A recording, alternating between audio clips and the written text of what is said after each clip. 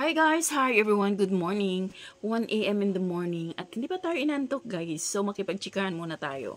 Napanood ko kasi dito sa Kyrie Pumalo at kay Dundun Sermino about sa Kim Pao.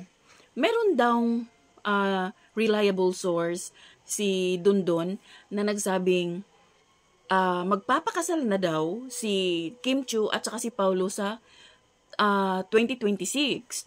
So, napag-usapan ni Dondon at saka ni Ripo Maloy, sabi ni Ripo Maloy, kung sa kanya daw, parang, kung siya daw si Kim is, mas maiging live-in na lang muna.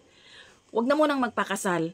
Kasi nga, di ba, nasabi kasi ni Pao na, yung gusto niyang maglaro ng mga computer games, kahit na 24/7 pa yan, or 12 hours, 19 hours, di ba, gusto ni Pao na maglaro kasi mahilig siya sa computer games.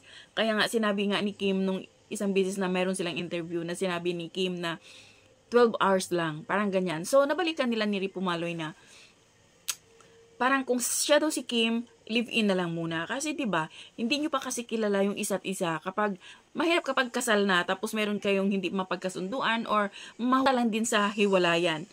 So alam naman natin guys na nasabi ni Kim yun na hindi siya pabor sa live-in.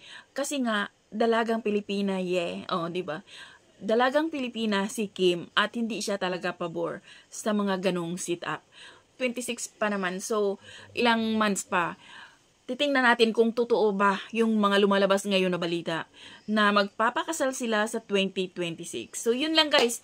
Abangan natin kung anong mangyayari sa Kim Pao. So, yun lang guys. Thank you for watching. Until then, bye!